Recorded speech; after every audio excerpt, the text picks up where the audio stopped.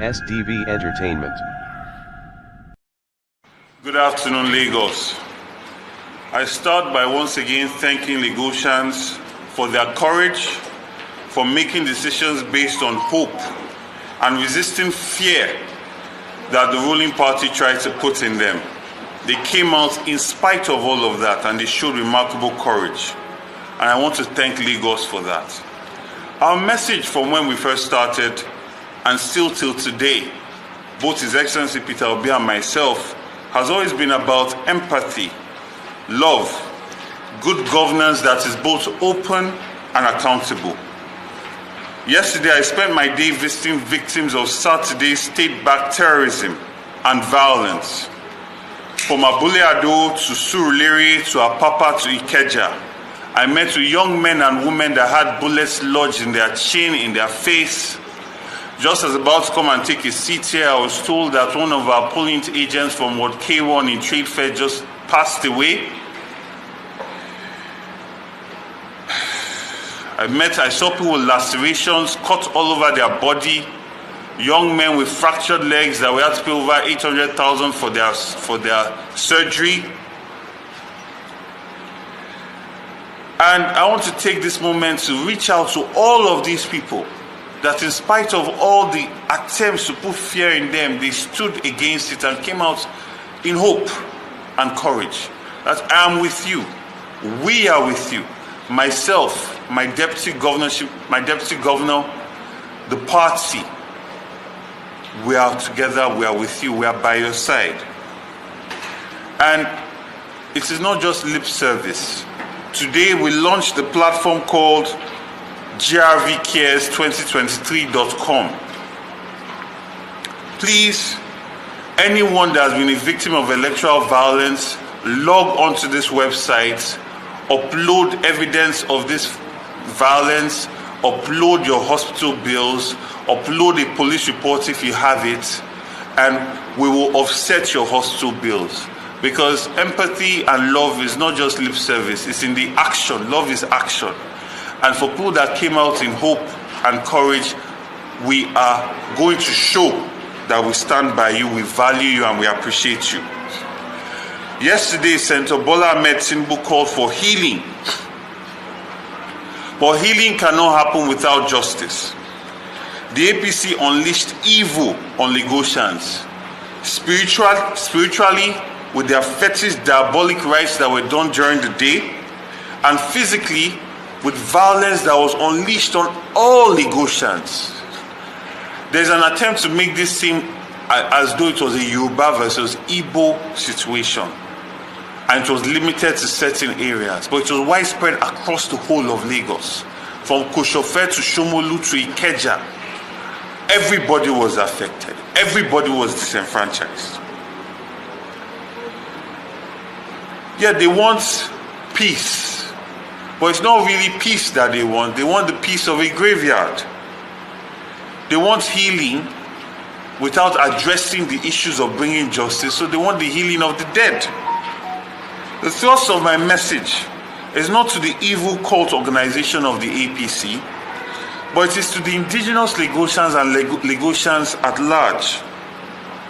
We cannot afford to have an bureaucracy, a militant type of government in Lagos State. We all believe that we had gone past this type of politics. We all believe that democracy had been deepened. But we saw not just violence and diabolic means of trying to restrain and belittle the people of Lagos, to create a one-party state, all the way from Ikoyi to Ikeja to Ikorodu, were all disenfranchised. They could not campaign based on their past record, so they stoked ethnic strife. For the ambition of one man and his cult, the entire credibility that INEC had built over the last 4 years was ripped into shreds in one day.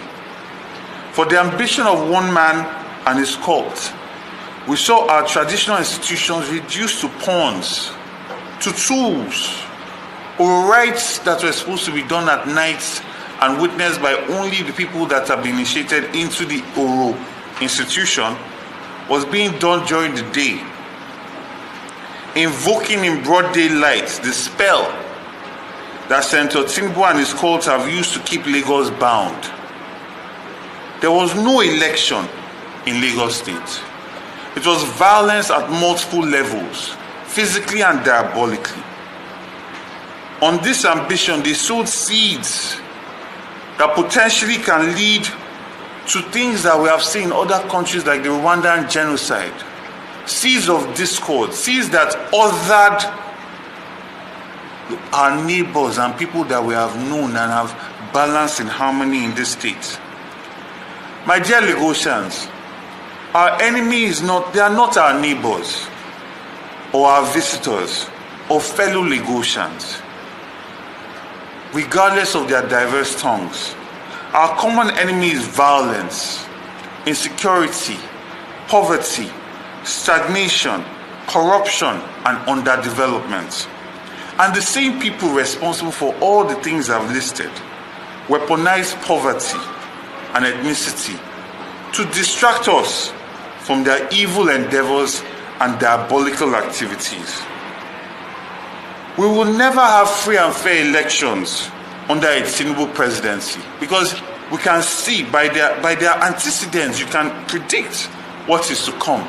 Instead, we'll have a military type one-party system that seeks to disenfranchise and suppress people as opposed to engaging the people, selling their mandates, accounting for the stewardship of whatever positions that they've had.